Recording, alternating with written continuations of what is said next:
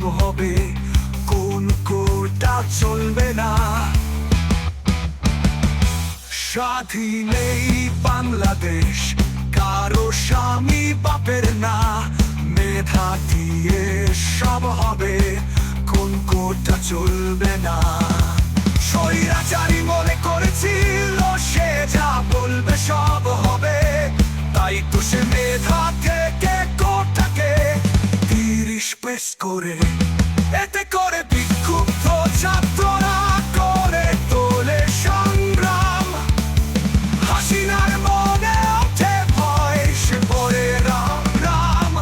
শিক্ষার্থীরা করে বাংলা ব্লকেট, বাংলাদেশ করে দেয় পুরো অচল।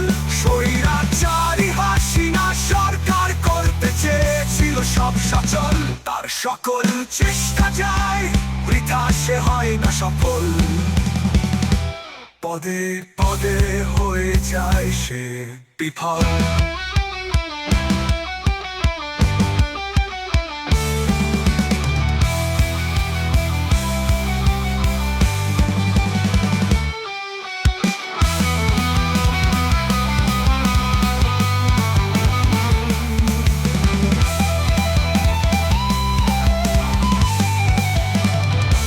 সাংবাদিকদের প্রশ্নের জবাবে সে বলে, আন্দোলনকারীরা সবাই হলো রাজাকার।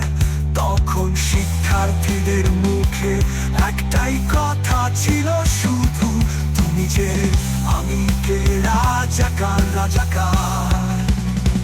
কে বলেছে, কে বলেছে স্বৈরাচার স্বৈরাচার।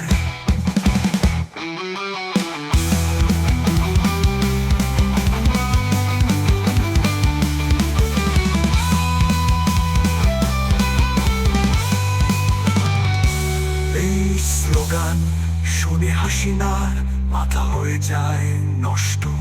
সে কি করবে বুঝতে না পেরে হয়ে যায় দিক ভ্রষ্ট।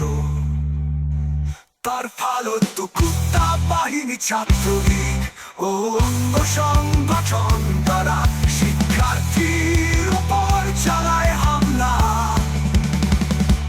তাদের বিরুদ্ধে করা যাচ্ছিল না আদালতে কোন মামলা। শিক্ষার্থীরা করে বাংলা ব্লকেট, বাংলাদেশ করে দেয় পুরো অচল। স্বৈরাচারী হাসিনা সরকার করতে চেয়েছিল সব সচল, তার সকল চেষ্টা যায় বৃথা, সে হয় না সফল। পদে পদে হয়ে যায় সে বিফল। স্বৈরাচার।